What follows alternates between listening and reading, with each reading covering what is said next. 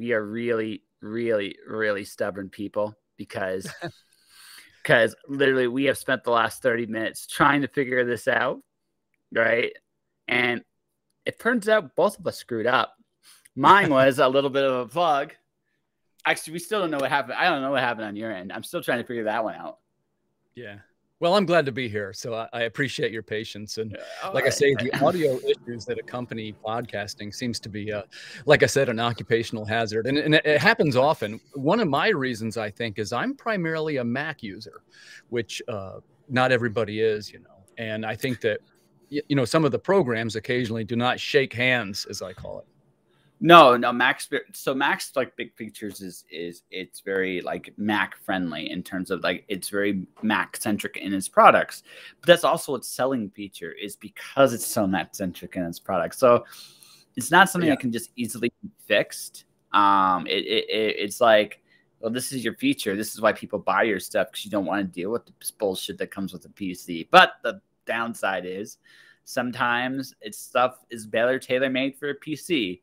So just for folks to clue in, we started on Restream. I feel that was my fuck up. Then we went to StreamYard, and that was just a cluster. And now we're back in Restream.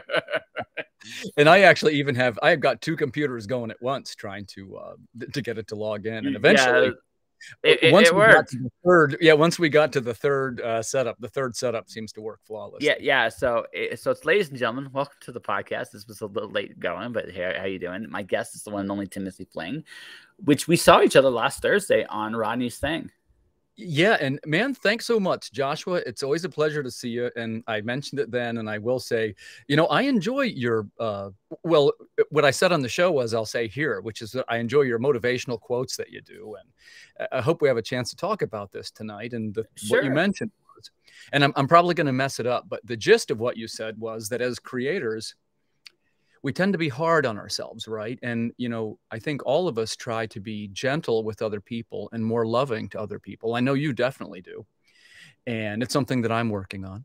And I think that we forget to do it to ourselves. And I think that particularly those of us in a creative field, we tend to be really hard on ourselves. Like, oh, I didn't get my script done in time. I didn't finish the lyrics to the song. And we beat ourselves up. And our own biggest critic is always ourselves. I definitely agree with that. I will sit and see. I gotta throw. You're giving me too much credit. See, what you're giving me a little too much, and I mean it because here's the thing.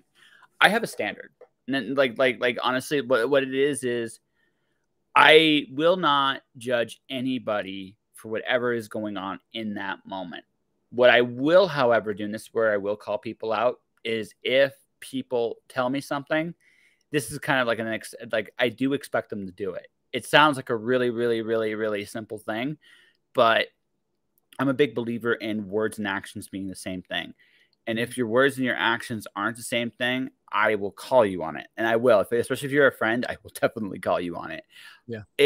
But the thing about that is it's not quite a judgment. It's more like, okay, this is what you said. This is what you're doing. What's going on? Right. Sometimes shit happens. Sometimes shit totally does happen. And that's fair, but that's it. Like I do have that in me and I will, and especially as I've gotten older, that's more in me now than it used to be. Right. I also kind of have, an all in, all out strategy. Either you're all in on something or you're all out on something. But here's the thing. This is where I am gentle. I don't care which way you go. If you're all in or you're all out, it doesn't matter to me. What matters to me is you're clear of where you are, right? Don't waste my time. Like basically at that point, I'm old enough in my life where it's like, okay, just let me know where you stand, and I'll respect you no matter which way you go. So I just want to make that very clear because it's just one of those I'm not that I'm nice, but I'm not quite that nice. I'm mostly nice, right? Sure. Well, and I've experienced that a little bit as well. You know, I'm primarily a writer and, you know, I work with a lot of artists because I do a lot of comic work and a lot of graphic novel work.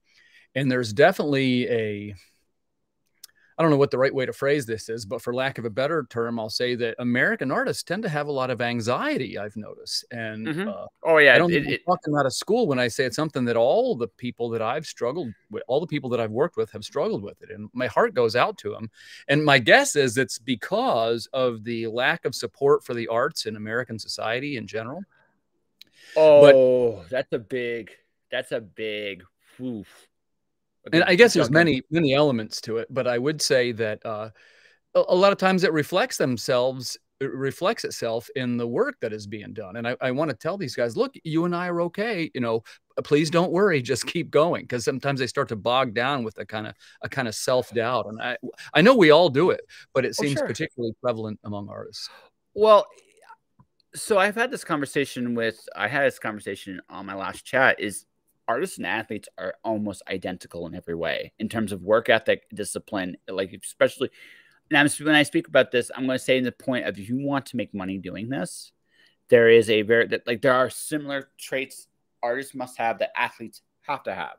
The difference is athletes are truly in a meritocracy. The best players tend to win, occasional cheating aside, right? Right. The best wins. Art doesn't have that same measuring stick because, okay, you have a bunch of comics out. I don't. On one hand, right in the comic realm, you're definitely more successful than I am. On the other hand, I have an obnoxious big mouth and people listen to my show, right? So, I mean, so again, and so it's a very like, and I say it like that because there's a very subjective lines of success in the arts. Yeah. I'm now right there. So it's subjective. This is so subjective. It's really hard to imagine where you are. It's right. So I have this to think that, and I mentioned this, and Rodney mentioned this too when we were on there. So for those folks who are just catching up, me and Timothy just talked to each other on Rodney's show, where I drew Sheik from Legend of Zelda and tried to draw a very pretty woman. That too, I made it there mostly. We'll just leave it at that. I got a long way to go, but the whole point is we have a tendency to forget what we've done, like looking back to look forward, and we don't take that second to pause. And it's hard because you're always looking for the next work, the next the next thing. But I mean, I'm 50-50 on it. I get it. It's a struggle. It always is, but it's also kind of what you signed up for. So I mean, there's a little bit of okay, again, shit happens too. I'm not saying that you know that there aren't obstacles that suddenly come your way, but one of the most important things, and this is where I kind of go, is you got to communicate that stuff. You just have to, because if you communicate that stuff, people understand it. It's when you don't that people, you know, hold back. Yeah, I'd agree with that, Joshua. And I'll tell you that, you know, I'm grateful for the relationships that I've made. And you and I have known for each other for a little bit now, maybe a little less than a year. And, you know, it's very helpful for me to, I'll use the show with Rodney, for example. Like I was just meeting those guys for the first time, he and Brian and Tina. And, you know, we had a great discussion about what works on Kickstarter, what doesn't, about how to build your brand. And, you know, we talk a little bit about how, well, you mentioned it, like I've got a few books out now, but I don't know if that's the best metric for my success. You know, like I see, and of course, that's the measuring stick, I think, that you mentioned, right? Like we look at some of these people that are doing something different than what we're doing. Yeah. And you see somebody that does these Kickstarters and they do $20,000, $30,000, $40,000, right? And I always think to myself, well, why aren't I doing that? Why aren't I doing that? Because, you know, it's always what you don't have, right? But then, of course, I realize some people might say, well, you know, at this point, I've got a body of work. Like the one thing that I do that is maybe a little different than what other people do. I started without the Kickstarter model. That's the part that's new to me. So all I really know how to do is put one foot ahead of the other and slowly make books, slowly make books, slowly make books. Well, based on that, I put out 3, sometimes 4 a year, maybe on a good year. And that's, you know, I'm going to have what, number 11 or 12, I think, coming out here before the end of the year. And thanks so much for your support, man. That really means a lot to me. And, you know, my hope is that, I understand everybody's on a different path, you see. And I became this sort of what I call a very small publisher by accident. Like that really wasn't the part I wanted to do. I'm a writer, you see, and I wanted to get these products out into the market and find the people that would love them. And of course, without Kickstarter, that was a lot harder to do. Like I actually, there's varying degrees of the way people approach their Kickstarters. And remember, I'm not disparaging anybody for their journey. There's all different methods. I'm not saying mine's the best, but we all talk about our anxieties, right? Like I have too much anxiety to say something like, well, hey, my book's not done, but I'm raising the money to pay this artist or this colorist, and that's how we're going to make the book. I couldn't do that, and I've seen too many things go south after. Oh, sure. I agree with you. No, so what I do is I make the book, right, and I pay everybody out of my pocket, and then I try and recoup as much as I can. That's what I'm using the Kickstarter for. On top of it's a distribution model. That's how I get books to California and New York and all the places that are not in my little corner of Pennsylvania. And of course, based on the last two, now it's. Man, I'm thrilled to death to tell you, we ship out of my little basement here. We do 19 countries now. It's, I got Hong Kong and Australia and Canada. And that kind of took off when we started doing these little trading cards, which people love trading cards. I'm not sure why exactly, but that was what sort of kicked the door open. And I feel like I'm shipping them all over the place. Because they're nostalgia. Come on, man. Like, okay, so for me, my first actual quote unquote cards, remember those Bazooka Joe, like kind of like the old. Yeah, sure. I love that stuff. Everybody does. See, here's the thing. People have fun. Like I said, I pointed this out on the show. Like lots of people have fun. That's a fun, cool little thing. Yeah. It doesn't, cost you that much extra to make, right? Because you've already got the template with everything else you got. You can send them out. You can put in some cool. By the way, I am probably. By the way, so my first book is called The Stick Figure Revolution. So cool. one of the cool little things I may actually do, and maybe but just as a bonkers little thing, I'm a big fan of Magic the Gathering, like the card game, right? Right. Yeah, sure. So maybe I make some stick figure actual playing cards, like stick figure, like 0-1, just a token, and then the next one, not just a token, then the next one, the real token, the next one. I'm a stick. I'm a man, and it's just like a revolutionary, just a fun little, again, fun shit, right? Doesn't cost me anything to do this, right? It doesn't cost me anything extra to do this, and it's something that's really cool. And people could go, "Oh my god, these are cards!" And who knows? Maybe some commander table somewhere will be using them as tokens. That would be awesome, right? That's a great idea, man. That's a great idea. Yeah. So. All of which to say, right? It's so one of the things I've learned as an artist is it's really here. It's the real battle. If you're coming in this thinking, "Oh my god, I'm not gonna fuck this up," or "Oh my god, I'm just okay," I'm gonna poke a little. I'm gonna poke at you a little bit here too. Just a second here. I'm here to recoup my losses. See, you shouldn't be thinking that way. You should be thinking like, no, you should be thinking more like this. I am enhancing my investment. You're creating intellectual property. Yeah, sure. I'd buy that. Yeah, you're creating intellectual property that you can not just sell as books, but also movies, cartoons, video games, T-shirts, mugs, obnoxious shit people can buy, right? Crazy sex toys. I don't know. I'm not saying the last one. It can literally be anything. Listen, you got a great concept there, and it reminds me of something that Mike Teener from Bad Bug Media. Do you know who he is? I don't know him. No. They put out a couple of books, and he always says that one of the smartest things you can do is to build your brand, right? And sometimes at the end of the day, that's basically what we're doing, is building a brand. And there's definitely times where I would say, hey, well, I only raised about, I'm referring to Kickstarter now, I only raised about maybe 70% of what I really wanted to raise. But he says, hold on, you're missing something. What the consumer sees is you just put out 4 consecutive issues of a cohesive brand. And when they see, in my case, it's going to be number 5 coming out, and then number 6 will be later this year, they start to go, oh, this guy's for real. Right? It's like I'm exaggerating a little bit to make my point, because I realize there's folks that have been doing this for years and years. I started again. See again, you're making the same mistake. Don't. Okay. So you mentioned this earlier. You look at other people, what they have, what they don't have. What you're forgetting too is they were just like you once. They were working to creating that brand. Some of them have just done it for longer. Right. When you look at, okay, one of my favorite people, yes, love her. She makes thousands of dollars a book. She worked her ass off to get there. Don't kid yourself, right? She struggled, right? So does Colleen Durant. All these really successful people, the secret is they've just kept doing it and kept doing it. They just kept going. Going. And that's it. You know, there's a great quote that says something like, and it reminds me of you, Joshua, in your words that you say. It says something to the effect of that most of the monumental achievements of human life are not necessarily by taking some decisive action, but more by one tiny step each day for many consecutive days.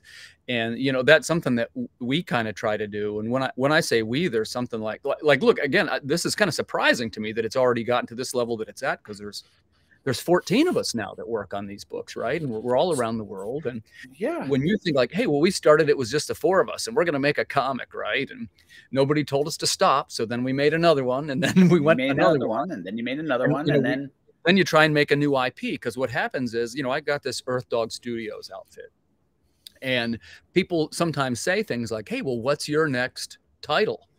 And the one thing that I'd like to do, and man, I would sure extend this invitation to you, brother.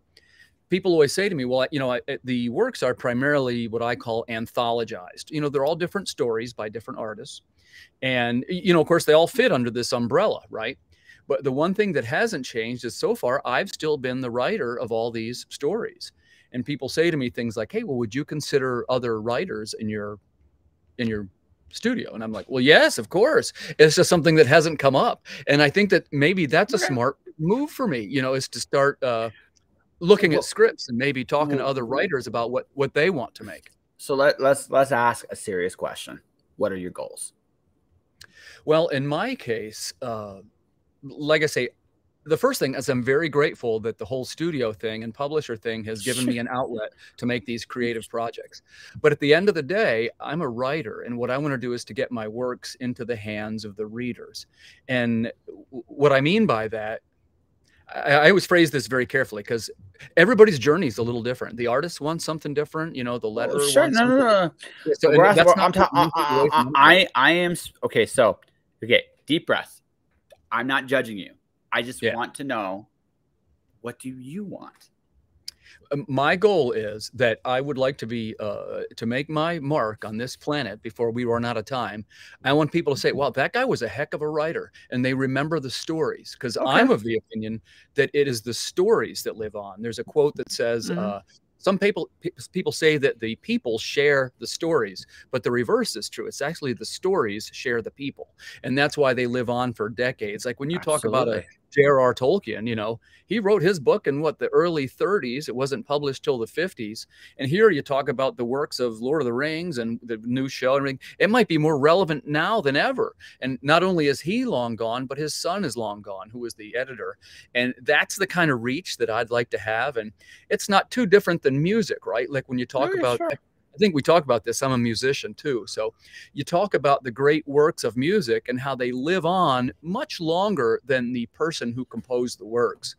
And, you know, I think that one of the things about comics, and I say this because I'm primarily known for being a comic writer now, and we'll come back to that because there's some other stuff going on too. But the comics and what some people call graphic novels, the really good ones, they tend to live on. They have joined the ranks of what I call the classic stories. And I mean things like when you talk about, you know, the classic works of things like Neil Gaiman, who made The Sandman. Well, heck, that was 30 some years ago now, and he's more relevant than ever. And you can go back further than that, and you talk about Stan Lee and Jack Kirby, and everybody knows who that is. And it's like, well, gosh, they wrote those stories in the early 60s. So there is a potential for, some people might be a little bit dismissive of the comic medium, and maybe justifiably so. But to me, that is one of the critical media of not only our generation, but the previous ones and the ones that will come after. And the reason for that, in my opinion, this one man's opinion, right? Your mileage may vary, is that the wedding between images and words attracts a certain kind of customer and a certain type of reader. And some people love beautiful art. Some people love beautifully crafted written passages. But you know, when those two come together, it's that alchemical wedding, right? It creates this special third creature that nobody really, it's very difficult to define. But when you see it, you know, you go, wow, this story really moved me. And we sort of mentioned an example, like, you got the Sandman or something like Watchmen, something like that. And like I say, these are not new works, but they still live on today. And you go, well, why is that exactly? And I think it is the result of this alchemical wedding, the strange union between images and words. So let's play with the concept of story for just a second here. Sure. I bet you when you walk down the street, you do not realize how many stories you're exposed to every single day. And I'll give you one of these simplest examples. So, go to a Starbucks at all? Ever? Mm-hmm. Actually, right? Went today. Sure, absolutely. Right. So, what's the first thing you see when you go to the Starbucks? That obnoxious little green logo, right? With that gal presenting whatever the fuck she's presenting, right? There's a story there. There's a story. Yeah. There's an invitation there. You go to McDonald's. There's the Golden Arches. There's another story right there, right? Then you got Then you go to even a gas station. Every logo is a story, is a word, a message to people. We are bombarded with stories every single day, but we don't necessarily look. We tend to dismiss or not recognize these things for what they are until we actually take a minute and really take a step back. Going to what you're saying about music, and this goes to like mythology. I wrote an Alice in Wonderland Greek mythology mashup. If you really sit there and think about that, I merged two mythologies together to create a new story. What a great concept, by the way. Yeah. But I mean, so here's the thing, right? I am honoring Lewis Carroll, who wrote that story back in like the late 1800s or 1900s, right? Something like that, right? He wrote way back, right? There are people that love works like Les Miserables. Victor Hugo wrote in the 1600s. Shakespeare is 1500s. The Bible, which is the oldest like Western literature, if again, whether you believe it's real or it's not, those stories have been around for thousands of years. Yep. And everything. And the thing is, okay, and this is going to piss off people who aren't Christian when I say this.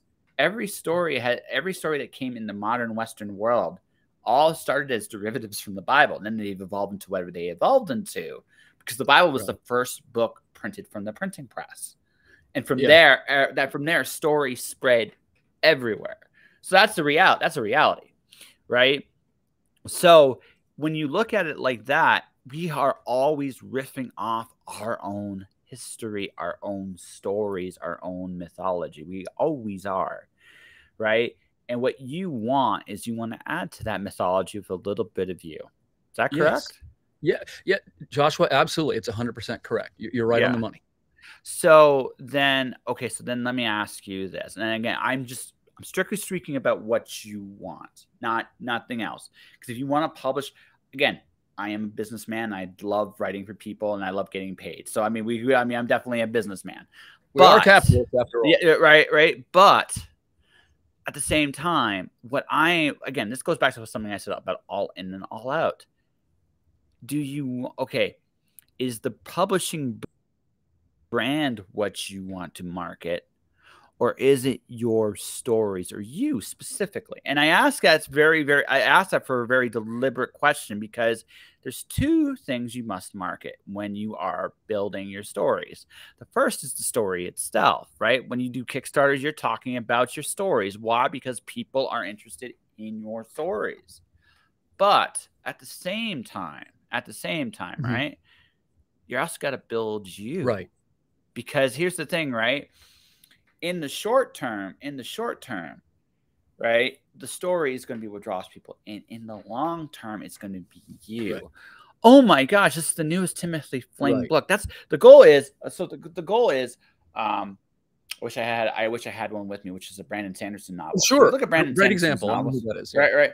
All right. So if you look at Brandon Sanderson's covers, how big is his name on the book?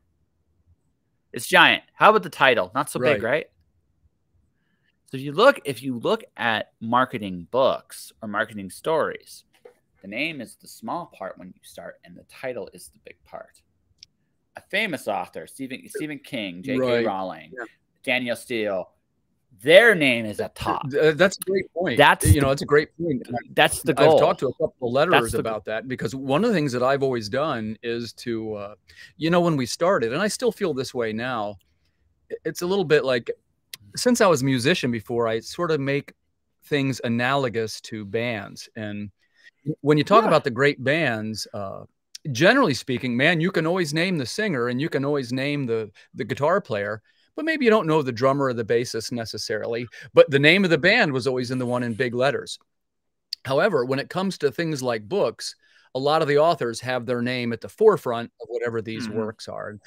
I actually haven't done that, but you might be right. I might want to start emphasizing. Oh, no. Well, there's that. Okay, so let's flip this a little bit. Right. Okay. If you're like, all right, let's talk about the different like things. Okay, if you want to look at music, at least up until the last. So this is what happened in music. Music decentralized, but prior to music decentralizing, music was corporate. Right. The band was the brand. Right. Ergo, everything was to build the brand. You know who Eminem is. You know who Taylor Swift is. You know who Ariana Grande is. Even though people hate to admit this, they do know who these people are. Yeah. Why? Why? Because corporately, they're the brand. Avril Lavigne's another example of this. Corporately, they're the brand. Elton John, the Beatles. All right. You're right. So, flip side, books, same thing. It's the name, the brand. Comics don't do this as much, and you can tell where comics suffer a little bit because they don't do this as much as they should. I personally think, this is just a commentary on the big two, they would be farther ahead. Okay, so one of my favorite creators right now is Stephanie Phillips and her run of Harley Quinn. So instead of so I would be doing two things. I would do a legacy numbering of all these books. But the second thing I would be doing is the creators with the distinctive voices on these books that really made an impact, I'd have their names at the very top, because this does two things. It builds the name, which in turn now can build any brand intellectual property you build. At the same time, it gives people an entry and exit point naturally for all these stories that have been made, right? Because here's the thing, right? I mean, you can let's look at X-Men. Chris Claremont, John Byrne. Example. That's a classic. Great example. That's a classic run. That's a very distinct voice than currently Jonathan Hickman's X-Men, which is another voice. By the way, there's nothing wrong with any of this stuff. But the thing is, we have to be realistic about what eras people like. Teen Titans, I love me Marvel Flynn and George Perez. That's a fantastic run. Right? Jeff Johns' run's pretty damn good too. Now, there's not so many other runs in between that are as good as both of those, but I digress. It doesn't matter. What matters is this. You have an opportunity, and this is something comics don't do, I think, well enough. I'm talking big two. Right? Dark Horse is working on it. Image is working on this, but DC and Marvel don't do this. They should be taking, like, again, look at Alan Moore. Look at Neil Gaiman. Neil Gaiman's doing. I'm reading a Neil Gaiman Miracle Man book in 2022. I can't fucking believe it, dude. I am the biggest Miracle Man fan on the planet. Yeah. So I was looking for a single solitary Marvel book that I wanted. I just wanted one. I didn't want to read any of the tie-ins. None of that bullshit. I just wanted one good Marvel book, and that's going to be Miracle Man for me. Why? Because it's just one. That's all I want. Right? That's all I want. All of which to say, all of which I'm saying here is, again, okay, if you look at shrinking markets, look at what these brands are doing. Look at what these companies are doing. Look, I'm a big Marissa Mayer fan, New York Times bestselling author, and not just because I interviewed her, because she's a really good writer. Her name's on the top because you don't fuck with the golden goose, right? You don't fuck with it. That's the thing. Like, that's the difference between comics and all the other mediums, honestly, is not enough effort.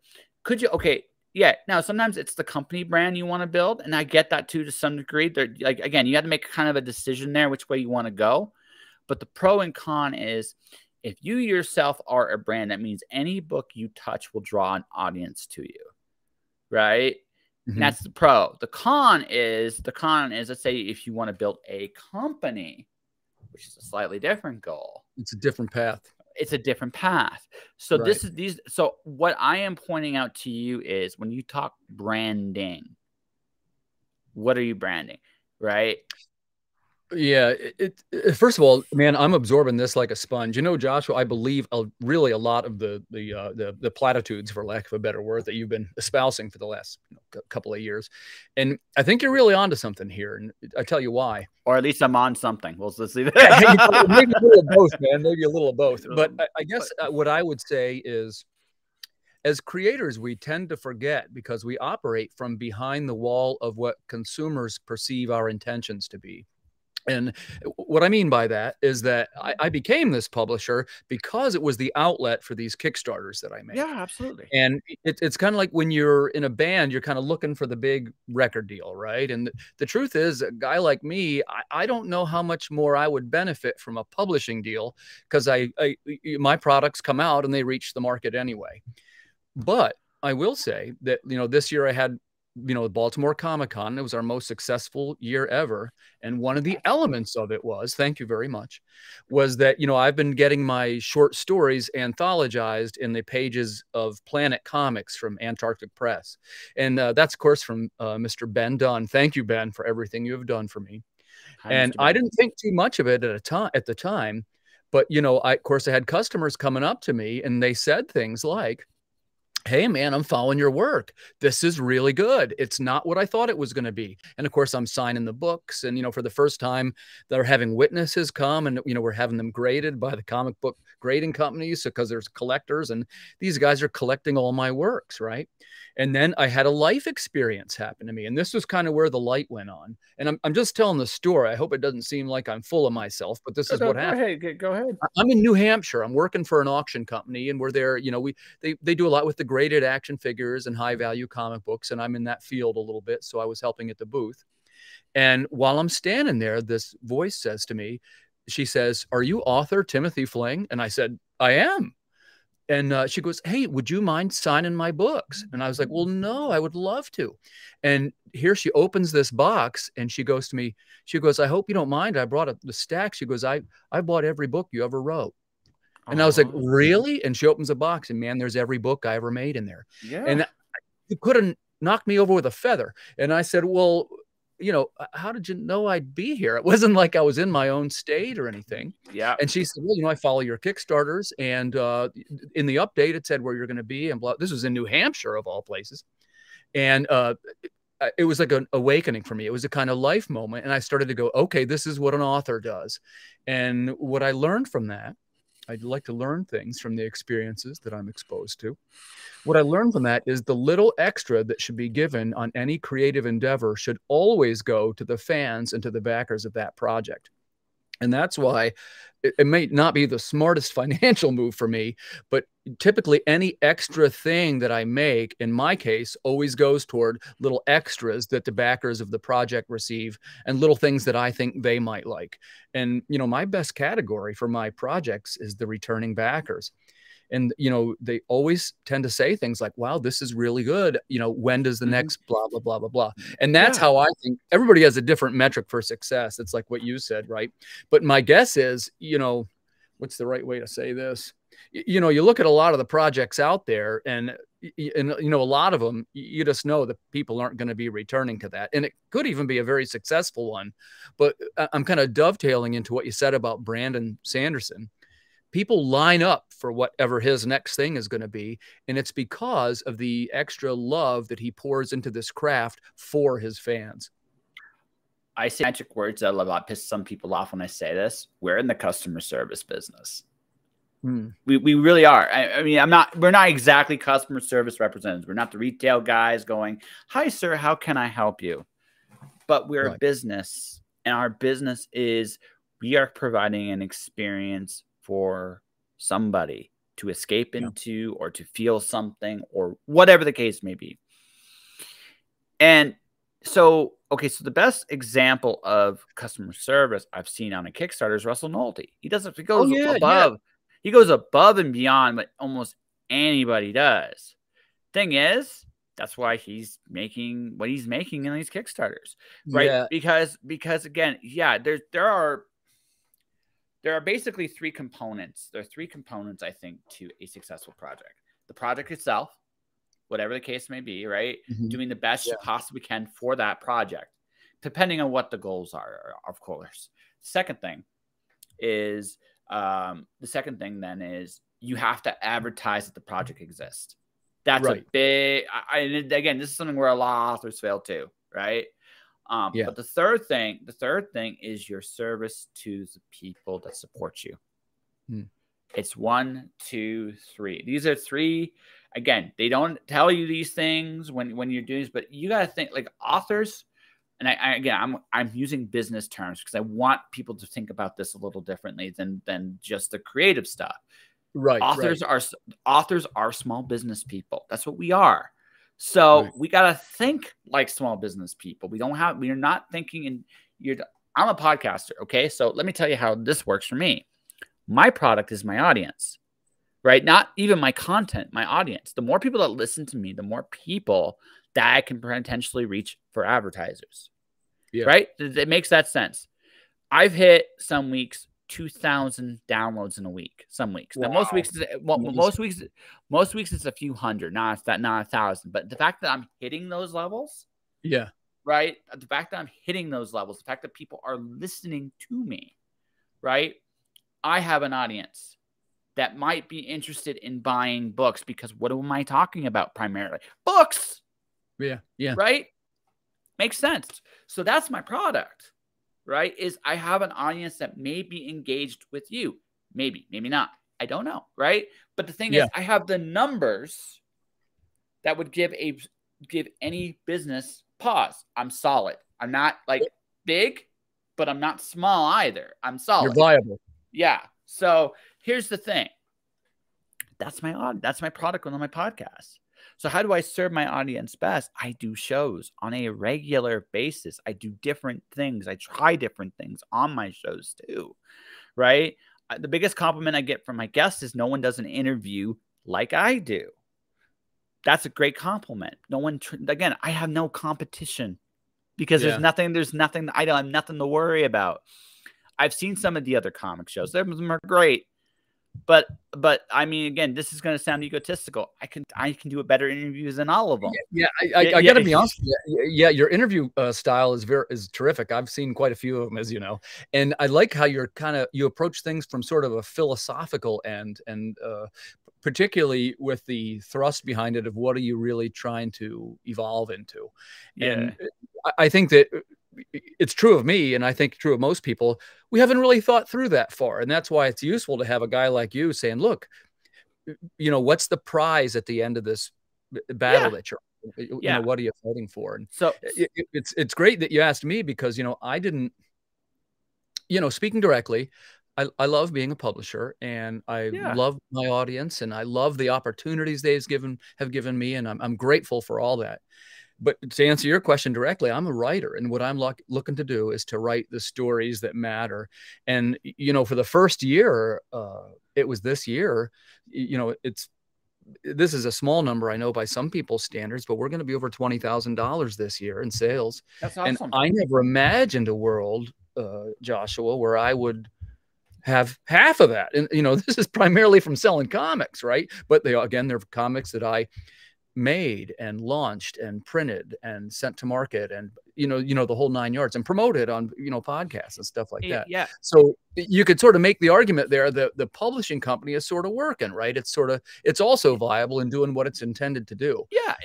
My main metric is that I want to make sure that for me, it's all about how do I propel my way toward the next story, and that's I got to keep my eye on that ball. Now that doesn't. Now let me throw a few other wrinkles that should make you I just want you to really think about this. That's all I'm saying, right? Yeah. There are advantages. There are benefits to having like your own little universe where other authors can come in too. And the big advantage for that is networking. You get to meet all these really cool people that are doing. Look, Travis Gibb I think is a great example of this. He does a lot of amazing. Right. He does a lot of amazing books. Right. But he also gives opportunities for other people. It's smart because it's also so from a service perspective, you're giving back. Right. Which is never a bad thing. Right. That's number one. The second thing is, right, you are again, everybody that you bring on board has their own fan base. Ergo, there's right. So basically, you're cross pollinating all these different. Hey, I came for Travis Gibb, but I'm staying because of you. And or maybe it's like, and for other authors and artists and Bob's like, holy shit, these guys are good, right? And then they follow it. Like, so there are benefits to this. I'm not, like I said, what I have learned, and this is what I'm learning with people. So as a freelancer, I like creating shows. That's probably primarily what, and I like making videos as like advertisements and stuff like that. They're fun. From what it looks like, I'm going to be making more shows and advertising videos because for whatever reason, that just seems to be where people want to go with me. And I'm good with that, right? I'm good with that, right? So, you know, so I know how to make a show. But the thing about that is that makes me a producer. That's my day job. It's not a terrible day job, all things considered. But also, I'm a writer too. I have my own stories I've published. I have my own things I've read. I want to do. So I'm looking at this from a myriad of different ways and possibilities, right? I don't necessarily want a full-time job anymore because I don't know if I have the mental, like, it's just, I'm so wired into my own thing. I got to keep, I think it's a different mindset. It's a different mindset. It's a very different mindset. So it's one of those things where I'm very much at that point in my life where it's like, for me, it's like, what do I want? Like career wise, there's only really 3 things I want to do. Write my books, do my show. And if I'm helping others build them up too. And that's what because I'm good at all that. So that's what I want to do. Those are the 3 things I want. Everything else does not fucking matter. I will never be a publisher for other creatives. Why? Because I have a platform for other creatives that I can help them and serve them on. Yeah. Right. Right. But that's me. That's me because I have a big ass mouth. Right. So, right. But that's me. Right. So that's the difference. You might want to get back that way. And again, I'm not saying you have a point there. And I'll just do a quick shout out because you mentioned 2 of these people who have both been very helpful to me. The first one was Russell Nolte, who a lot of people know. He's sort of the kingpin of the Kickstarter industry. And I'll mention to anybody that'll listen, he kind of gave me my first break, right? And what I mean by that is I had just done our first Kickstarter. That was for the Hunchback book. And that was our first successful one. And that was a small one. But he was a backer on the project. And he gave some encouraging words to me, and he said something like, why does this thing have 1,000 backers? He's like, Tim, this is really good, man. You ought to keep going, right? And I took those words to heart, and I saw he was developing his anthology, which is one of the Cthulhu it was the Battle Royale book, and his books, as you know, are tremendously successful on Kickstarter. And I saw the thing go open for submissions, right? So I said, well, we sat right down and I picked the best team I could, and I said, look, here's the deal. We're going to make this story, and it's going to be for inclusion in this book. That's who I'm going to pitch it to, because I figured that was a smart move for me. And I said, look, there's no downside, because if it doesn't get accepted, we'll publish it as part of the Water Wars series. It kind of fits in. And man, lo and behold, of course, the book gets, you know, the whole thing goes through and we get selected, and it was a terrific honor. And we even ended up writing a song for the campaign. That was a terrific honor. But a guy like Russell, you see, is so helpful to the entry-level guys. He is a guy who he walks the walk. He's not just talking the talk, right? So I'm grateful for what he did. And if there was ever any way that I could do something like that for somebody else, I would certainly attempt to do so, even though I'm not quite to that level, obviously. But again, don't sell yourself short. Just be clear about what you want. Don't say I'm not there. I don't care where you are or not. Just don't sell yourself short, right? Yeah. And the other guy, you mentioned Travis, who I'm a little bit pals with, right? He's from Florida, and he runs Orange Cone, who you're probably a bit familiar with. And I mentioned that because he's not too different from me. He's well, probably got a little more published than me, but maybe not too much. And the other thing is he tends to focus on what I call non-superhero material. And I'm the same way, right? And again, you know, nothing wrong with superhero material. Heck, we all love it, right?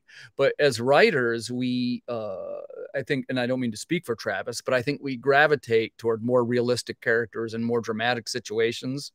Like if you know a little bit of his book, they're not superhero books. No, they're not. But I see, it's not that. It's okay. So superheroes are absurd. If you really sit there, if you want to break them down, they're all a little not absurd, right? But they're all absurd in a certain way, and that to me is, how do I put this? it's fun once in a while. I'd like a good superhero book. Something like Invincible is a great superhero Sure, I love book. that book. Yeah, right. But at the same time, sometimes like that to me is like it's like cotton candy. I like cotton candy a little bit once in a while. Right. I want something with a little bit more meat on the bone. So right, more often than not. And so if you look at it from that perspective, then you got to look at you have to look at what's out there. And what's out there right now is right. And that's the best thing about Kickstarter. There's a lot of non-superhero books out there that are fun. I like realistic. I think is I have no idea what realistic is. I just wake up. I wake up in a bar, but there's a certain emotional gravitas you can only get so much emotional gravitas from a superhero book, right? Right. And if you want to explore different certain themes, ideas, and other concepts, dude, I'm writing about stick figures revolting against their creator. That I mean, it's not exactly. Listen, that to me, that sounds great. You're pitching this to the right guy, man. Like I love. Yeah. You and I talked about. We talked about on Rodney's show that's. And of course, like I say, there's all different flavors available in the industry that we're in. But one of the things that I like is I like books with what I call the emotional component. And what I do is I start with that, and whatever the emotion is, I frame the story around that. Like I don't ever start with, here's my superhero character. Now, I do have characters that have cybernetic parts and maybe stuff like that because it is in the future. But there's nobody that has any powers or anything like that, so to speak. And there's no X-ray vision or anything. My stories are primarily about people trying to survive in these somewhat improbable post-apocalyptic scenarios. And I probably should mention here, we got a new IP coming out, which the idea behind that one is it's a little bit of what I call a surrealist adventure. Like it has a lot of, it's weird for lack of a better word. And it's going to be centered around the cryptids. Are you a cryptid fan? I'm not a cryptid fan, but I am aware. So Alex Gresham and Riley Rossmo did a book called Crypt a long time ago. So I'm a bit aware of the mythology behind it. So yeah. So and this one's going to be a little bit more of what I would call a young adult type science fantasy. And it's not too far removed from like a Harry Potter type story framework. And the premise of it is a young girl in the 1980s, after an alien encounter, she gains the ability to communicate with cryptids, and that's the premise of it. Yeah, and it's weird. It's going to have a lot of odd things. so Alice in Wonderland, that stuff, man. Have some fun with it, right? Right. Yeah, right. Might as well. Like, look, if you're a weird book, embrace it. Have fun with it. Right. That's how I'd look at it. Is it like, you know what? It doesn't need to. Here's the thing. As long as the story makes sense in its own universe, the audience will not care. They will go with you for the ride, right? It's when you break your own rules, that's when the audience is like, hey, wait a minute, you cheated. And that's when the audience gets mad at you. That's when the audience goes, no. Totally agree. Right? So but I mean, heck, if you want to do a surrealist Alice in Wonderland style where she goes down the rabbit hole and sees all these weird cryptids along the way and she's talking to them, you know, why not? Like, hey, I don't know anything. I'm just again, I have a big ass mouth, so that's my gift, right? So I just like I said, man, like go have fun with it. Like there's a lot of great stories that can tell. And what I love about the Kickstarter era of comics is there's just so many great places to see these great stories. Like, I wish things had quite like this month was kind of a bit of a rough one for me in terms of some of my freelancing gigs going sideways until the new year. I looked at something Roland Mann came up with and it looked really fun. And I was like, I want to do this, but I can't do it this month. But the thing is, next month, there'll be other great books out there. And then the month after, there'll be other great books out there. And that is, we live in an amazing era of, there's a lot of great books on Kickstarter. So much so that, it's changing. I think it's going to change. It's changing the comic book dynamic. Like I said, DC and Marvel are a niche now. Now, don't get me wrong; it's still a big niche, right? But it's a niche, Well, and by the way, and I love those stories, and I'm not in any way saying that I No, don't, but sure. it is like you said, it's the age of the indie creator, and especially if you get into what I call the Kickstarter community, which we're both a big part of, I think.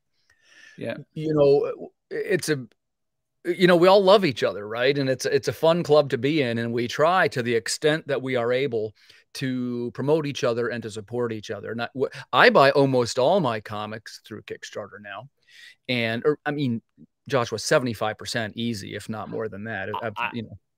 I would say for me, it's about 35%.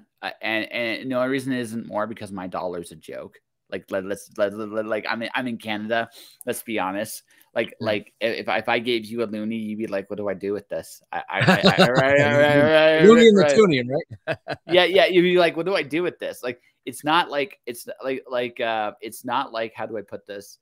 If it were even par, I would be getting more books than what I am right now. But the thing is, between that and that imaginary line with shipping companies, ooh, we're going to charge you this much more money. I can only do so many Kickstarter books in a year. But okay, I mean, this year I did Spectrus and Sabanian by Kurt Zauer. I did Snow Paw by Rob Milteri. I'm still waiting for one from China. I'm still waiting for one from China. Is that the one about the Hong Kong protest? Did you do that one? No, I didn't do that one. No. So all of which, like we said, it's one called, oh man, I can't remember what it's called top of my head, and it's too weird for me to look at the damn thing. It's a Chinese monster story with little girls, kind of like a Japanese style comic, or it looks fun. It looked fun. So I've got like 4 projects this year. So, but I'm only collecting something like 5 to 10 books a month. Then that's it. I used to collect like way more. Now I'm kind of like, it's like winding down, and I don't necessarily jump right away into other series when they're done. Right. It's just like, once they're done, if they're done, I might grab another one. I might not. Like, meh. Sure. Like that's where I'm at, because it's not that I hate the comics in stores today. I still like some of them quite a bit. I'm just past the point where I need to go. I used to go to the shop every week. Now I go to a shop once a month, which is like, it's a different experience for me now. Right. Well, like I say, I try to, whenever possible, to support the people that have been supportive of me, and I'm probably going to have to re-examine that in the near future, because you're not going to be able to keep up with it. I'm just going to tell you. Yeah, and I was going to say, on this last one, I bet you I supported. I bet you it's 25 projects, and it gets out of hand pretty quick. And I guess I could do one of the polite things that some creators do is when they back other people, hey, they go in and they throw in $1, because it helps the algorithm, and you want to support and that kind of thing. But the idea is that I do like the printed material of some of the guys. I'm not particularly a digital guy, you understand. I do offer all those projects, and believe me, I understand it's a segment, and I try to make mine worth the money. But as for myself, I don't have much love for reading things digitally. And I suppose that's because I'm a little older. I just prefer a printed object in my hands. But that's not to say that I wouldn't, if somebody had a digital copy for $5, is usually around the benchmark for that, I would usually jump on and I would do that. Now, the problem is you very quickly get a large digital library of things that you haven't read, or at least that's true in my case. I am currently reading Hares of Isildar by Steph Cannon and Matt Knowles. Oh, yeah. I love Matt. Sure. Oh, yeah. I think they're both awesome. I'm a little scared of Steph. No, I'm kidding. I haven't met Steph, really, to be honest with you. I know she Matt is. No. Okay. So they are, honestly, when you meet them, you can tell they're family. Like, they love each other. They're not in like a relationship way, but in like a brother sister, like a big brother, big sister way. I don't know who's the mature one of the two of them is. I think it depends on the day. But no, Steph is an incredibly talented creative person in her own right. And Matt, I mean, the stories he has, like, so for example, he just sent me a link to a metal band that wrote a metal album about flamingos. Like, seriously. Say like I mean, and he's a cool dude. And so like I said, so I'm reading him right now digitally. Travis Gibb, I got some stuff of his I still haven't fully read yet. He's a really good dude. I'd love to get him back on the show next year, actually. Yeah. Because I mean, I think he's going to take that passion to the next level. Like, but again, looking at every industry, it's no longer just about getting your name on a DC logo or a Marvel logo or a Sourceborn Press. And again, not taking anything away from any of these brands, companies, right? They all do amazing stuff. It's just you got to think like a businessman or woman in the sense of, is this the audience I want to hit? Why do I want to hit it? And notice I'm not talking about rewards, recognition, none of that. But I don't give a shit. I care about being paid. I don't really care. Right. And that might sound cynical to some of you, but the way I look at it is this: I'm worth it. I bust my ass at this. Yeah. I should be paid for it. I should be paid for it. And that's how I treat this. I treat this like a business. I don't treat this like, now I have fun. Shit, I wrote a story about stick figures revolting against a creator. I mean, I'm certainly don't take myself that seriously, but it's money. And I look at it from that lens as well, because you need to today. So right. Does it serve you to go to the companies? Maybe it does. I'm not, like, again, there are reasons for everybody. Does it serve you to work for yourself? Does it serve you to go on Kickstarter? Does it serve you to be an indie? Right? Well, there's a lot. You got a good point there. It reminds me of something the other night we were on. Actually, we were on with Travis, actually talking on the, he does Creators Corner. Yep. And it was with Charlie Stickney, you know, who used to be with Scout Comics. Or wait.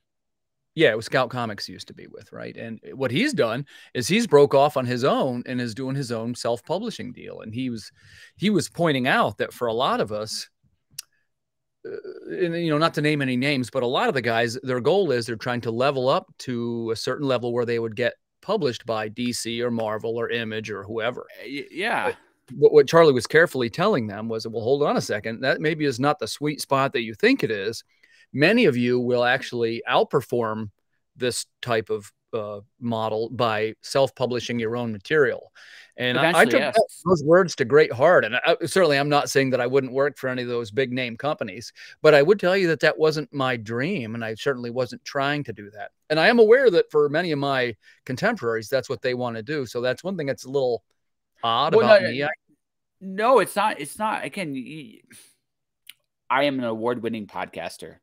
Okay. Did that on my own, by and large. I am an award-nominated poet with my Alice book. I did that on my own. There's no publisher behind any of that stuff. I did this myself. Right. So if a publisher were to come to me, what's in it for me? Right. Right.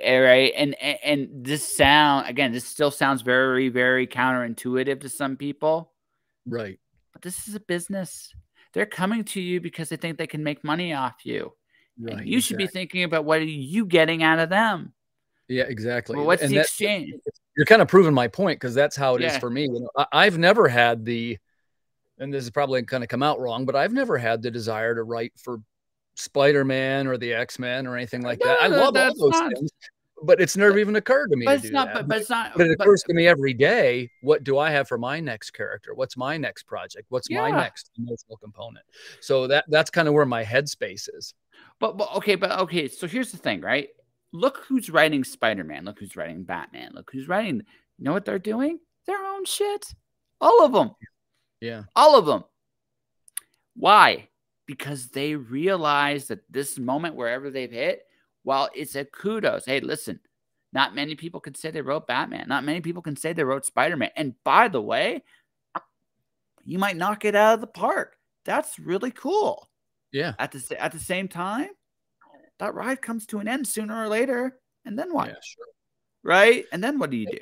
Right? Yeah. And there's a lot of, you know, being a comics writer in particular, I've got enough experience where I can answer this one. There's not a lot of glory that comes from even being one of the better ones. And there is quite a bit of pushback if you're not one of the better ones. So your risk to reward ratio is a little distorted, in my opinion. Yeah. But here's the thing. You get access. Everything's an audience. DC has its own audience. Marvel has its own audience. Kickstarter has its own audience. So by putting yourself in these markets, you have an opportunity to cultivate a different audience. Yeah. Right. Yeah, that's and good. Yeah. You're right. So now that's not always the case. Again, you got to think again, these are, how do I put this? These are business decisions, right? Mm-hmm. Right. Now, saying all this, I don't have a necessarily desire to work for Marvel or DC at this point in my life. That's not to say I wouldn't. Right situation, right opportunity, right time. Sure. I think about it. I think a about one shot or a graphic novel, right? That'd be the perfect spot for me. Yeah. And yeah. I just, you know, what I meant by that, Joshua, is it probably seems like I was, no, you know, I'm not being negative, but I would say that, man, if you write for one of the, let's just say Spider-Man to pick a title, if you're going to write a story for Spider-Man, man, you've got to ring that bell. And if you don't, what you're going to get is every website in America is going to be saying how much you suck. But see, I see it. Okay, but you got to look at it the other way too. All right, it's free advertising. I don't care. Yeah, that's true. Like you said, it's your name. Gets your name in that top column, right? Oh yeah. Hey, listen. I look at it like this. Okay, look at Rob Liefeld. Okay, that guy is one of the most polarizing creatives out there. Yeah, his shit still sells, and everybody says, and a lot of people say he sucks. Yeah. So I mean, I wouldn't worry about that. Here's the thing. Okay, this is what I would worry about. I write silly, absurd shit. Okay. Now, could I write a more serious book? Yes. Should I write a more serious book? Maybe. It would depend on the circumstances, but maybe. But I'm looking at, like, I look at, see, again, for my career path, I'm thinking I'm a pulpy writer kind of guy, in the sense that I want to do dime novels, like novels from Japan and graphic novels. Like, that's what I want to do. I want to, like, I'm in the YA category. Yeah, sure. So that's where I see myself.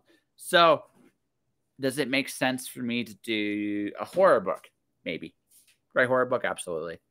Does it make sense for me to do a comedy book? Sure.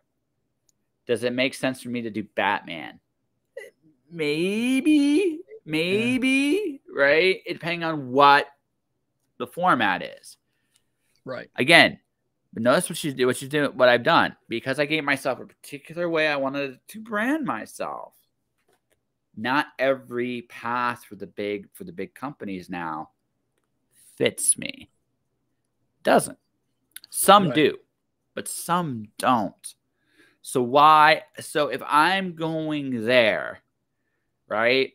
By the way, just for the record, the book I really want to do is Superman. That's the book I really want to do.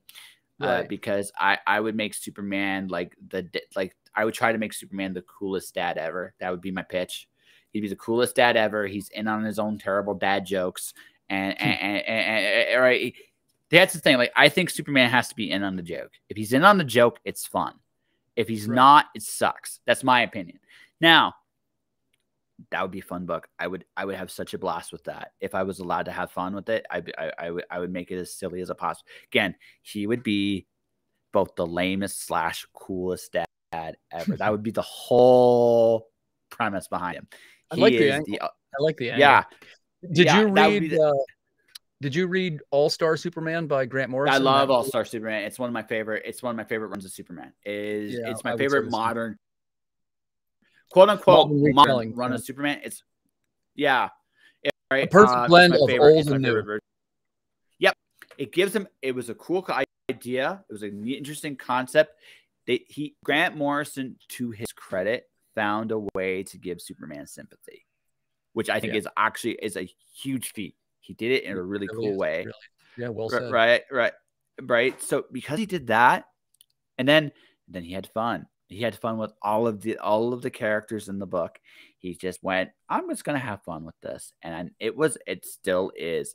Most people will say that's the best Superman story today, and it probably is. It's not my favorite Superman story of all time, but it's the best Superman story today. What's your favorite of all time? Either Whatever Happened to the Man Tomorrow by Alan Moore. No kidding. That's what I was going to say mine was. Good for you, buddy. Whatever Happened to the Man Tomorrow. Anyone where Jimmy Olsen turned into a monster back in the Silver Age is always fun. And I have a soft spot for Superboy and the Legion of Superheroes. I have that, like any of those, I have a huge soft spot for. So, the way I would say again, but the thing is, if you look back at the Silver Age, Superman was in on the joke. He's in on the joke.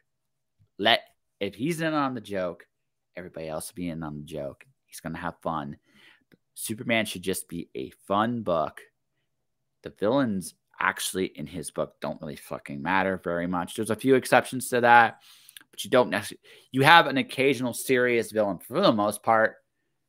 Figure out the wackiest, dumbest shit you want to do, and just put Superman in those situations and have fun. Yeah, sure. And you can make. That's how I would do it. Like that's seriously how I would do it. Until I run out of stupid situations to run out of, then I wrap it up with like a big baddie. Like again, have some fun with it, right? Right? Because that's what you should do with Superman. It's one of the that's what you should do. Batman can be Batman. I would like him to be slightly happier Batman. That's what I'm going to call him.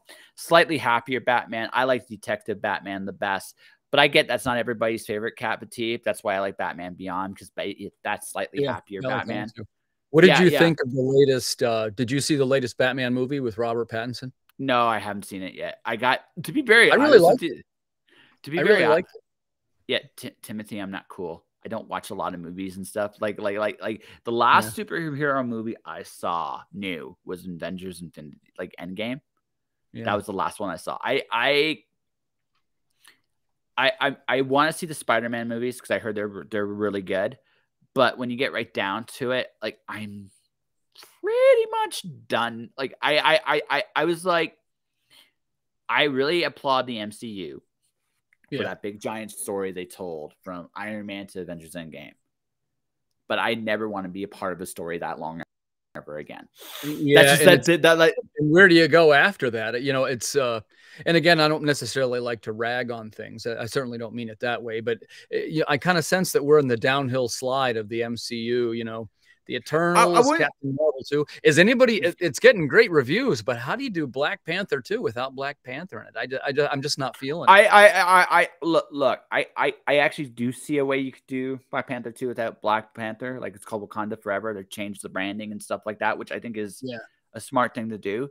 But my opinion is this. It's just at this point, there are a handful of franchises I'm interested in still watching their movies with, right? I have a soft spot for the Ant-Man movies. There's like, because what they really are is they're heist movies disguised as superhero movies. It's a heist movie, and I enjoy a good heist movie. Guardians of the Galaxy is my favorite brand, the MCU franchise. Yeah. I like Thor, although I don't want him to, again, there's a fine line. There's a fine line between comedy Thor and he has to have a very, that balance has to be very delicate. I haven't seen the new one yet, but I heard it was a little too much funny for a lot of people's taste. It was. I only watched about the first half hour of it. Yeah, so it's maybe a little too funny, but all of which to say, how do I say this? It's again, I'll probably see that Thor movie eventually. I'll probably see some other things, but when it comes right down to it, I'm done with a regulars. Like I'm just done for now. There's nothing that has grabbed me superhero wise for the movie theaters. And also, Tim, I'm not cool. I'm just not cool. I think no. What I mean by that is I don't keep up. Like, nor do I want to. Yeah. What I realized with me is this is just, and maybe this is just the way why I'm so decluttered with shit. Is I don't watch what everybody watches. I just go at my own pace and I find stuff that interests me. I'm really like seriously, I'm a big fan of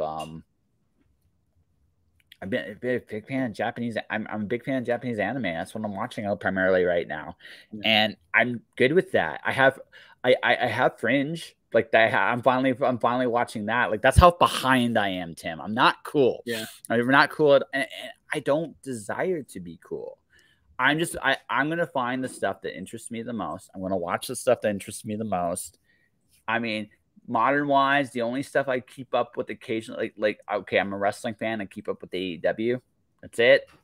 That's it. And the reason why it's AEW, not WWE, it's less hours of my life to watch AEW. So that's where I'm at, and that's what I'm doing, and I'm good with it.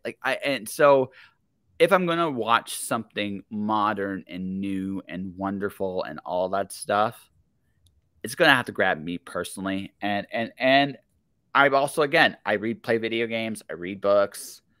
What are you playing right now?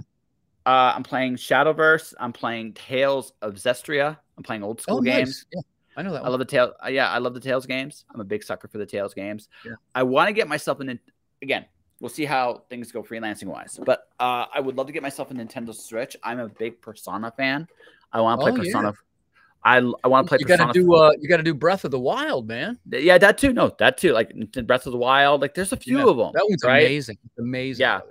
And there's a couple Legend of Zelda games on the Switch I really want to play too. So that's where my head's at. I don't care about television. I just I'm a huge gamer too. You're preaching to the right choir. Yeah. So that's the thing. Like that's where I'm at. That's just where I'm at. Like I'm not. Well, and as creatives too, we tend to get. I sometimes say that we get on the supply side of entertainment, and what I mean by that is that the amount of time that we used to devote to absorbing media and comics and movies, we now devote toward creating our own movies and comics and media. Exactly. So I don't like, and I don't play it like it might take me a year to beat a video game. I'm good with that. Like I'm at that point in my life that I don't need to be cool anymore. What I just live, right? I don't. All right. So I don't need to keep up. There's people that do it. And I'm like, how the fuck do you do that shit, man? Holy shit. Like how the fuck? And that's the other thing too. The other thing about it is life is again, I'm not creating stuff. I'm going out because I want to do stuff. I want to go to heavy metal concerts. I want to occasionally hit on women and then occasionally, score. I like that stuff. You seen any good concerts lately? What's the last concert you saw? The last concert I saw was actually at my buddy's. He's a punk band. So he actually did a house show in his house. It was wild. It was fun. Nice. It was him, 3 other punk bands. We all went out there. We all had a good time. I drank a unicorn covered beer. So it's like, yeah. I just took from my son. I took him it was his birthday. He's 15. Actually, you met him earlier. That's David. He's my road manager. And I took him to see Sabaton, which is one of these epic historical metal bands up here in Philly. And he got an album that was signed by all the members of the band. Sweet. Yeah, it was so fun. It was so fun, man. Yeah, no, totally. Like, that's it. Like, I don't get how people can do it. I'm too old for that shit. And that's just how I look at it. It's like, I'm too old for it. Like, now, again, I get it. If you're passionate about your show, I admire it. I really do. But I sit on my chair enough looking at stuff. In fact, when I'm done here, I'm going to go take another walk. I'm going to eat dinner. I'm going to take a walk. And then I'm going to come back and I'm going to be working on video stuff all night. That's what I'm doing tonight. So the last thing, guess what the last thing I want to do is? I want to watch more video when I'm done. It's like, fuck that noise. I got things to do. Right? So that's me. Like, right. That's me. And that's where I'm at in my life. Now, somebody will go, well, you're missing out on some good stuff. It's like, you're damn right I am. But you know what? I'm good with that. I don't need to be cool. I don't know, man. You strike me as pretty cool. I was going to say, these are all the kind of things that I'm way into. So, yeah, no, that's it. Right. And I mean, but that's it. Like people are into their own stuff, and that's great. And that's wonderful. And that's awesome. And again, some people don't play video games. Now, I think they have a hole in their head, but some people would rather watch TV than play video games. I tell my friends, because, sometimes people say, well, I don't play video games. And I say, hey, man, you're missing something great. It is now one of the primary art forms of the 20th and 21st century. It's also, in my opinion, the best medium for telling stories right now. Because so the one thing video games can do that comics can't do, the one thing that books can't do, the interaction. You can do a lot. The player has a lot more say in the story being told, and the games. You're part of the story. You're part of the story. You can't. I mean, you can do that to some degree in books. You can do that to some degree in comics, but not to. Actually, I would argue novels do it better than comics, actually, because comics give you the visuals. So you're not you're not stimulating. Any chance? Did you ever play? Are you a fan of the Fallout series at all? I have not played the Fallout series, but I'm aware of them. Yeah, it's pretty cool. I'm doing No, a no, no, it's replay of that okay. now. It's okay. No, you talk. You know, they I got the mean, it's all deal where, good. of course, you side with one of the factions, and of course, whatever your actions are, it determines the ending of the game that you get. You know, so Exactly. I mean, there's other games like that too. Like oh man, it was an assassin game, a steampunk assassin game, where you could choose how many people you killed. Depending on how many people you killed, you got a certain ending, which is actually really, right, really right, interesting. yeah, exactly, I can't remember. I can't. No, again, there's that kind of stuff. There's sometimes you just want to enter so one of my favorite guilty pleasures in video games is the Ninja Theory Devil May Cry. Right, the Ninja Theory version, which is kind of like Matrixy, but it's also it's just fun because there's something very satisfying with using that axe and killing demons with it. There's something genuinely that feels good doing that, like it gets that serotonin up. I don't know, but I thoroughly enjoy that game. It's got some of my favorite storytelling moments ever in games in there. yeah. So, but it's just if I want an immersive story, like okay, so Persona 5 has been my favorite game the last 4 I love years. Persona. Yeah, absolutely. Yeah. Persona 5 is one of the best games of the last few years, and it's fantastic. Great story, great world building. Like I cannot stress Great enough how good. Great characters. Yeah, great world building, great characters. You care about all of them at the end, which is kind of cool. I want to play the Royal because I don't know all of that. Although I dug the twist in 5 of who the real villain was. It's like, okay, that was number 5 does the that does the multiple endings too. I'm trying to remember, but it does. It does a few. The bad ending happens there's a way to get the bad ending. It depending on how you play certain things out. It basically, do I spoil it or not? You have a choice. We'll just say this: you have a choice. And depending on the choice you make, there's a day you do not survive. If you do the right choice, though, the ending changes. It is one of the again. It's another heist game. I love heist. I love a good heist story. Sure. And one of my favorite throwaway lines gives away the whole thing. It's so well done. I'll never look at pancakes the same way again. And that's all I'm going to say to anybody that hasn't played the game. It is one of the cleverest ways to tell the audience something's up without ever saying a word. It's so well done. And nice. And it's so clever. And then you get to and also I love and here's the last thing, the final boss music for when you fight the evil politician at the end of the game. Right? Oh yeah. It's my favorite. It's some of my favorite music ever. It's like, my God, it sounds like it's a Japanese singer singing in English, a Michael Jackson-esque song. It's wild. It's such a cool, again, fits the world perfectly. It's just like, I'm in for the ride, motherfucker. This is fun. But again, a video game can do this. A book can do some of it. A comic, I think, does a little less of it. Yeah. And television, and this is why I don't watch much television anymore. Television does none of it. By the way, right. I should make this very, very clear because I have friends who are actors and actresses and stuff like that. I love a good story in movies and television too.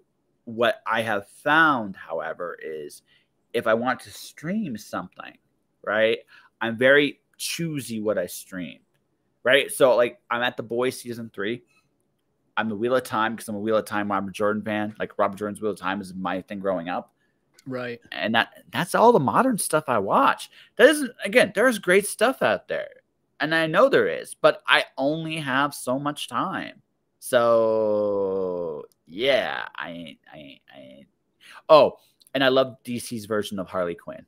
I love that. I love the new Harley I haven't Quinn seen that one. I haven't seen that one yet. Oh my God, it's so funny. It's so funny. I never thought so. The Joker gets a redemption arc in that story. Like, he's the villain in season 1. Season 2, what happens to him is just like, and it fits, which is the best thing. Like, it was one of the best. And also, I'm a big fan of Bane in that in Harley Quinn. Bane is, oh my God, just break out. First off, they kept Tom Hardy's voice as Bane as part of the joke. It's part of the joke. And when you hear that, when you hear him going, the streets will run with Razzie Zazzy in that voice, you just lose it. It's just, oh my God, it's great, right? It's great. And because Bane has certain impulsive issues. And the hilarious thing is they still keep him true to the canon. He's the only villain that can Batman his ass, and he does. But no one takes him seriously. And it's just one of those songs where you just look at it and go, wow, it's great. And like I said, so Harley's like my favorite. Like, so modern cartoons, Harley Quinn. I watch The Wheel of Time. I watch The Boys sometimes, and AEW wrestling. And when I'm writing, I'm listening to sports debate because it's hilarious to me, and right, because it's inconsequential. I don't need it. And number two, or I'm listening to Taylor Swift, Lights, or Avril Lavigne. That's it. When I'm writing, yeah. I unashamedly say I'm a fan of Taylor Swift. It's okay. We all are fans of Taylor Swift. Oh, yeah, I saw her live. I took my daughter to see her, and I was astonished by the fact of, when I say a talented musician, I mean, she plays all the instruments. She writes all the songs. She started when she was, what, 15 or something? Yeah, no, she's incredibly talented. And that's the thing. Like, she made, and this goes back to something full circle, conscious decisions of what you do, right? Yeah, right. She made conscious decisions. And you could probably make a pretty good argument that most of the odds were stacked against somebody like her. See, I'm not a big odds guy. And here's why. I just look at the odds of me being here, what are the odds of me and you having this conversation right now? And it sounds like you said, again, it's one of those like mind. If you sit there and think about this, okay, and this is something I've learned about odds. We beat the odds every single day we wake up. We beat the odds, right. We do. Like, if you look at odds every single day, the people we meet, the people we interact with, the fact that we are even here is a fucking one, like a zillion to one shot. And so I look at it this way, like, we beat the odds all the time. So I don't really give a shit about the odds. What I give a shit, right? I don't give. Yeah. Just don't give a shit. What I look at is, okay. I'm not going to say luck didn't play a role, because everybody, I think there is a little luck with everybody, and recognizing the opportunity. But there's luck. There's recognizing the opportunities in front of you, and then there's making a deliberate, conscious decision about what you want. Yeah. And do you do those steps every single day? That's it. It doesn't sound glamorous, because it fucking isn't. Basically, you're taking your little, here's the thing. Take a little ice pick. You look at this giant ass mountain. Say, I'm going through your ass. One pick at a time, right? Sometimes the pick breaks. You got to sharpen it. Sometimes the rocks give, and you suddenly find yourself in a different level than you were before. But it's a process. So Swift. So you look at Taylor Swift. Okay, she made a conscious decision that she would focus on her music. She believed in herself enough that she would get there. Now, grant you, she had opportunities, but she's really, really good, right? She's really, really good. And she doesn't banjo, for God's sakes. Do you know how many people can effectively play a banjo? It's one of those weird, like, it's got the weird tuning. It's got the, when I saw her play live, and, you know, not to suddenly make the show about Taylor Swift, but especially if my daughter's watching, who's a huge Taylor Swift fan, I was astonished by the musical abilities of this young woman. And because I assumed, like probably many people do, well, she's one of these corporate things where she's pushed out and she doesn't have too much talent. But as a musician, I quickly realized, hold on a second, this girl is the real deal. And here's my point. So's Eminem. Most, even the quote unquote okay, if you want to look at the manufactured talents, here's the truth of it. They get 1 or 2 shots and they're done. Right. That's it. Right. And by the way, there's no shame in being a one-hit wonder. Right. There's no shame in that. But the truth of the matter is, if you really want to look at the people who have stuck around, they work their asses off. right? They work their asses off for that. They don't fuck around. If you, again, people look at, there's a tendency to be jealous of what, like as you said, look at what other people have that you don't. But you can learn from all these people too. Okay, look, I mentioned Marissa Mayer because I interviewed her. I also can talk about Kelly Armstrong or anybody else I've interviewed. Guess what? You know what they do? They fucking get up and write. They don't bitch. Yeah. They don't play the game. They're like, you know what? Fucking, I'm going to get up and write. That's it. It's not hard in the sense that you know what you're supposed to do. What do you want to do? What are you focused on doing? I believe this is what I truly believe. This is what I honestly truly believe. The job you have, okay, I can't control what success looks like for everybody. That there's no such thing as a guaranteed outcome. To quote one of my favorite Star Trek Next Generation quotes is from Picard the Data. It goes, "Mr. Data, it is possible to do everything correctly and still lose." Right, exactly. Right. Here's your job. Did you do it correctly, or at least as correctly as you knew how to do it? If the answer is yes, you've done good. Doesn't matter what the result looks like. Right. If the answer is no, then you done fucked up. Because what you've done now is you've created an obstacle to get in your own way. And isn't life hard enough? Yeah. Great words. Yeah. I made you think. Yeah. It's good stuff, man. Yeah. There's an element there which I always add to that, which is, don't forget when you're on whatever your creative endeavor is, enjoy the journey, because the end is likely something that you can't control. And the end is likely something that it might not even be what you imagined it would be, whether for good or ill. And man, just enjoy the journey, because at the end, all that remains is the journey. So let me tell you a fun story. I decided years and years ago, but 2014, that I was going to publish a book by Smashwords. I was going to print copies out that was my goal. It took me a while, but I did it. I wanted to do a poetry collection. And so I started writing this poetry collection. And I had this idea about this kid in a watchtower with dragons on the compound below, right? And I wrote this first chapter of it, and I was like, this is great. So what happens next? And he kills his dragon masters, and Dragon Tune goes into the woods. I was like, I can't end it there. I need to know what the fuck happens. Chapter 3 is his first night alone in the woods, contemplating the fact that he just murdered somebody. And where do I go from here? Well, shit, this is deep. 4, I go deep into the woods. I have some fun with it, explore the world he lives in. And then 4 became 5, 5 became 6. I said, you know what? This is my fucking poetry collection. Fuck this. I wrote this like, right. No, again, this is one of those like things, and the accents didn't stop. So I go to a comic shop one day, and I see a friend of mine that worked at a fucking Kinko's that I used to work at. She's doing comics. She's got this really cool art style. And I'm like, would she work for me? So I asked her really nicely if she'd do some pictures for me in a cover. She did. Lo and behold. So I have this book done, Smashwords, all that stuff. Okay. So someone buys my book, and they go to me. So this is really cool. What are you going to do with it? What I just told you. She goes, well, I just starting a publishing house. I'll publish your book. That is how you accidentally do stuff and things happen.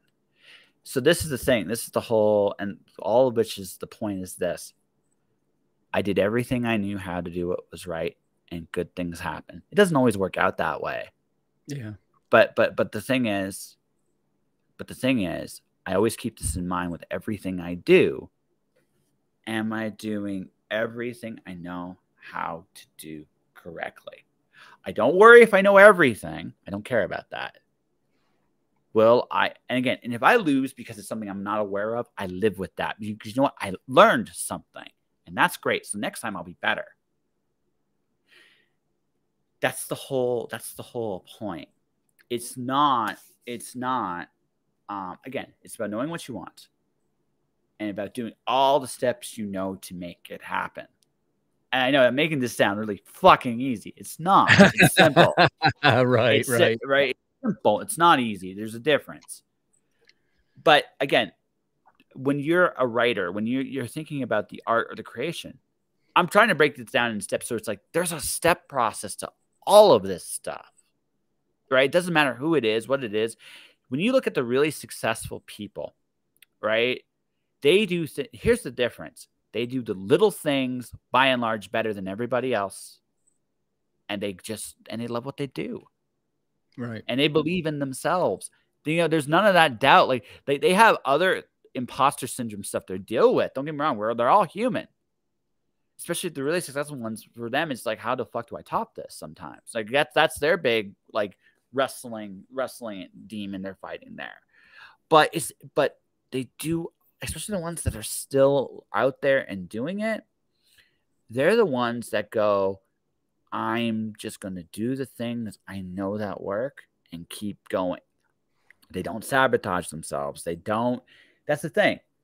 Like again, going back to the athlete comparison here. If you look at most games, right, the best teams aren't the teams necessarily from a talent standpoint. They're really close. Every game is really close.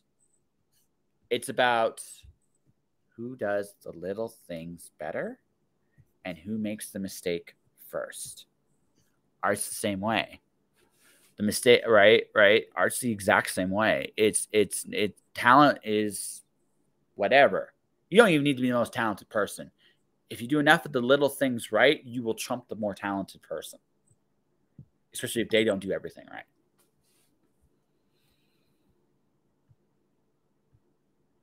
I'm definitely, I got some wheels turning in there. Thinking, yeah. Yeah. Yeah, I think you're on the right path, Joshua. Mm-hmm. Yeah. And when I make my zillions and zillions of dollars or whatever it looks like, no, here's the thing. This is what I deep down know. And this goes back to the self-belief thing. I'm going to succeed at what I want to do. Now, it may not happen in the time frame I'd like it to happen with, which is fucking frustrating sometimes. But I'm not going to stop because I want this. And I'm willing to do the work to get it done. And I'm not going to let anything get in the way. Well, and that's the secret, right? Is the tiny steps each day.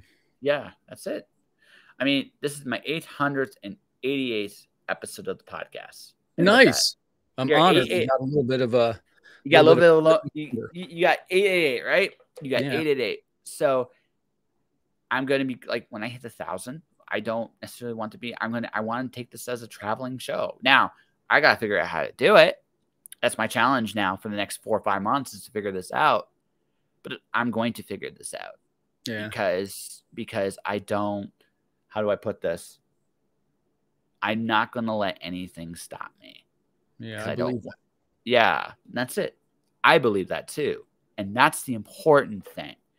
And when I write books, same thing. I'm going to do the best I can. When I do a Kickstarter, I have a number I hope to hit. Even if I don't hit it right then, this is an investment.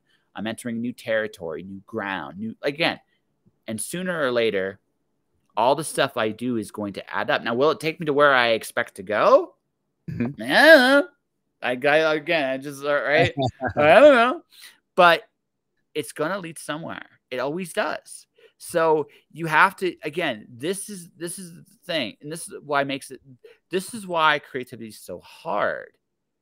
Because you're constantly questioning whether or not you're doing the right fucking thing. But that's it. That's what makes it so hard. Because you don't have, again, this is where art and athletes are different. Athletics are different. Athletics, you can see the improvement, right? Some way, somehow, some when. Art doesn't necessarily, again, there's techniques you can definitely see improvement on. But when you go out there, does anybody care? And sometimes that's a harsh, like, I don't think anyone gives a shit. And I'm not saying that, right? But we all have those moments, right? Oh, yeah, absolutely. Absolutely. Totally agree. Yeah. That's why it's hard, right? So it's not rocket science, but it's, again, how many creatives break this shit down this way? Yeah. No worries, good sir. So Ladies and gentlemen, I have been told that our time is nearly up. It's all good though. I understand. We actually, considering the fact that we started a fucking hour later than we neither of us planned. It's all good. Part of the journey, man. All part of the journey.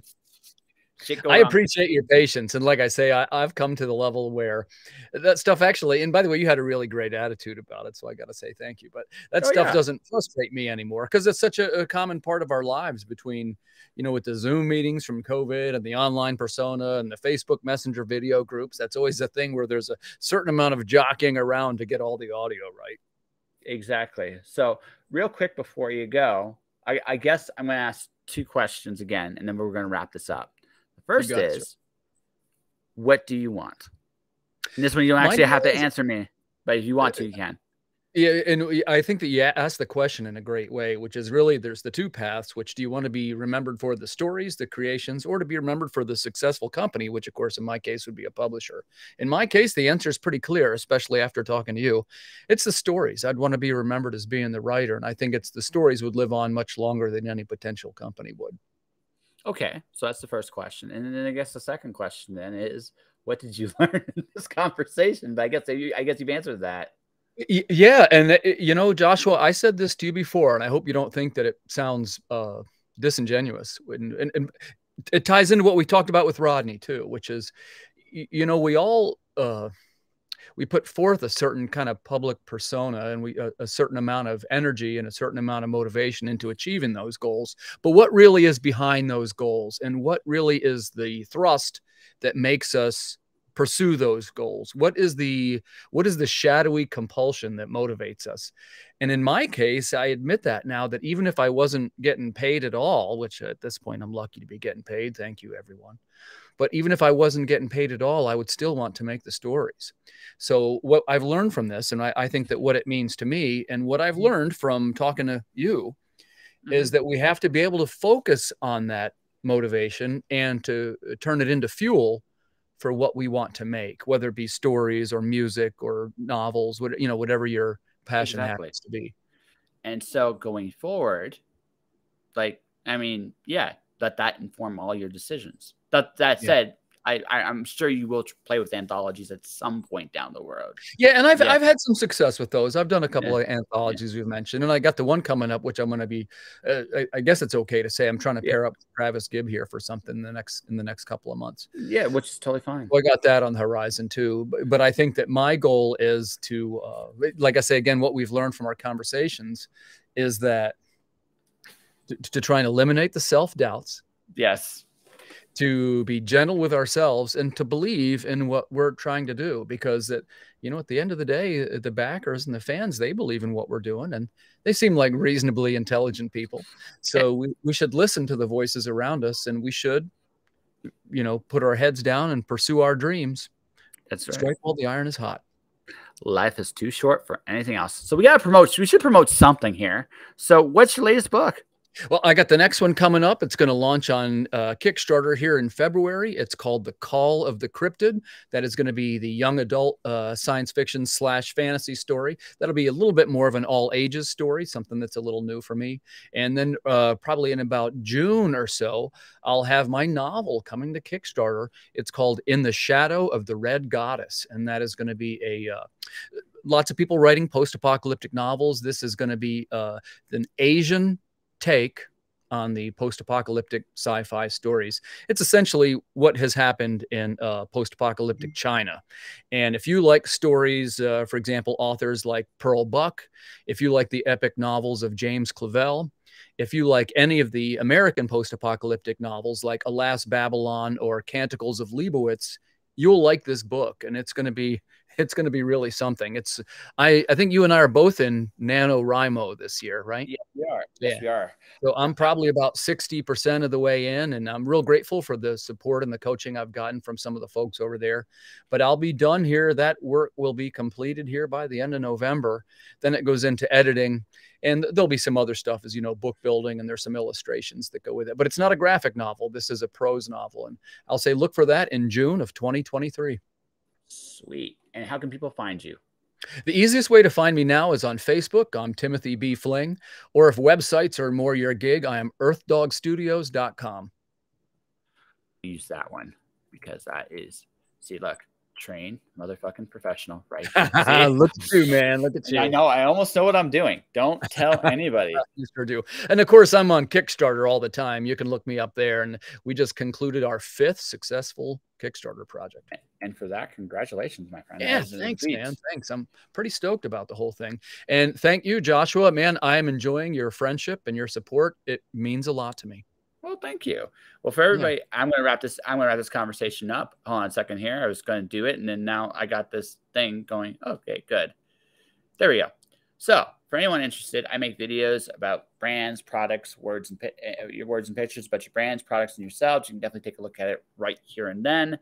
I am off tomorrow as I am actually doing some other things, but my next guest is going to be on the 15th, Melissa Todd. It's going to be a fun conversation. She's a small indie publisher. So anyway, for everybody watching, everybody listening, thank you for watching. Thank you for listening. Stay inspired. Keep shining in the dark. And I'll see you guys next time.